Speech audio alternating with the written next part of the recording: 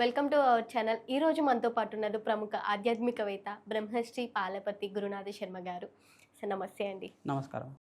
గురువు గారు, అసలు కలబందకున్న విశిష్టత ఏంటి? ఇంట్లో ఏ మూలన పెడితే మంచిది అంటారు? ప్రధానంగా కలబంద అనేది దైవత వృక్షంలో ప్రధానంగా చూసుకుంటే బ్రహ్మజముడు, నాగజముడు జాతికి చెందింది అంటారు. మామూలుగా ఇది చూసుకుంటే కలబంద విశిష్టత అంతా కూడా సకల దేవతా స్వరూపంగా ఉంటుంది. ఇంట్లో ఈశాన్య దిగ్భాగంలో కానీ, లేదంటే తూర్పు దిక్కునైనా కానీ, ఉత్తర దిగ్భాగంలో కానీ ఈ యొక్క మొక్కనంతా కూడా పెంచుకుంటూ ఉంటారు. తద్వారా ఏంటిదంటే ఇంటి ముందు ప్రాంగణంలో కానీ, అంటే సింహద్వారం ముందు ప్రాంగణంలో కానీ, మనకి కారిడార్ దగ్గరైనా కానీ, అపార్ట్మెంట్ దగ్గర అయితే కారిడార్ దగ్గర అయినా కానీ ఈ యొక్క దిక్కులో అంతా కూడా పెంచుకోవడం వల్ల ఇంట్లో ఉండే నకారాత్మక శక్తి, నెగిటివ్ ఎనర్జీ అంతా కూడా నివారణ చేస్తుంది. వాస్తు దోష నివారణ అవుతుందని చెప్పేసి మరియు నరఘోషం, నరపీడ, నరశాపం నుంచి బయటపడడానికి ఈ యొక్క కలబంద వృక్షాన్ని అంతా కూడా దృష్టి దోషం నివారణకంతా కూడా ఉపయోగిస్తూ ఉంటారు. ప్రధానంగా దృష్టి దోషం అంటే ఇంట్లో ఈ యొక్క ప్రతి ఒక్కరికి కూడా వివిధ వ్యక్తుల నుంచి, బయట నుంచి వచ్చే వ్యక్తుల నుంచి కావచ్చు, దూరపు చుట్టాల నుంచి అయినా కావచ్చు, తెలిసిన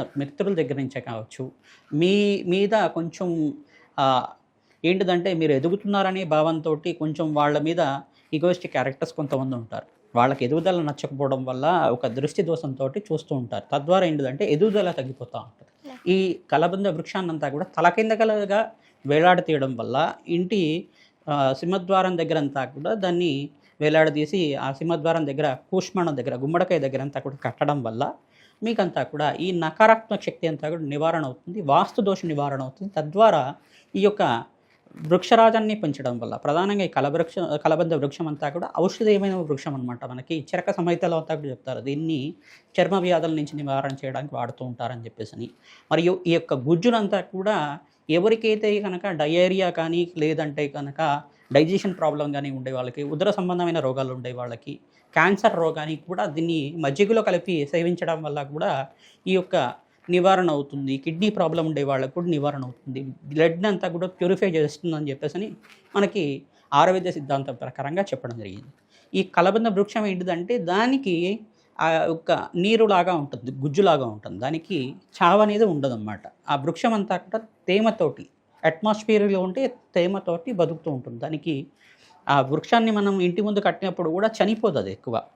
కనీసం ఒక 6 నెలల నుంచి 1 సంవత్సరము ఎక్కువ కాలం కూడా ఉండడానికి అవకాశం ఉంటుంది. ఒకవేళ అది ఎండిపోయిందంటే కనుక మనకి దృష్టి దోషం ఉంది అని చెప్పేసి అని అనుకోవాలి.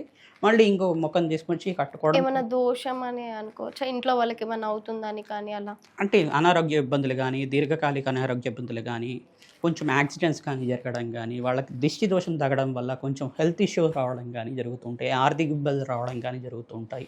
ఇట్లాంటి ఇబ్బంది ఉన్నప్పుడు దృష్టి దోషం అనేది చేస్తూ ఉంటారు. కొంతమందికి ఆ కూష్మాండం అనేది గుమ్మడికాయ కట్టినప్పుడు కూడా ఎప్పుడైనా కానీ మనం చూస్తూ ఉంటాం 21 రోజులకి ఖరాబ్ అవ్వడం, కుళ్ళిపోవడం జరుగుతూ ఉంటుంది. గుజ్జులాగా కారిపోవడం జరుగుతుంది. కొంతమంది కట్టిన అరగంటకే కారిపోవడం, నల్లగా అయిపోతుంది.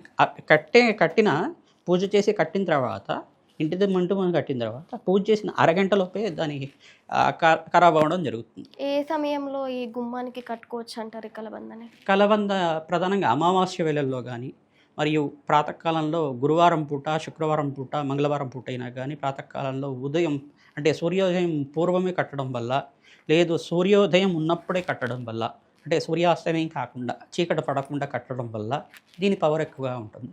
ఏదైనా దైవాలయంలో ఒక రోజంతా ఉంచి దాన్ని పూజ చేసుకుని కట్టడం వల్ల కూడా మంచిగా ఫలితాలు రావడానికి ఆస్కారం ఉంటుంది. దానికి ధూపం, గుగ్గులం దీపం వేయడం కూడా నరఘోష నివారణ అవ్వడానికి ఆస్కారం ఉంటుంది. చాలా చక్కగా ధర్మ సందేహాలన్నీ వివరించారు గురువు గారు. ధన్యవాదాలు. నమస్కారం. ధన్యవాదాలు.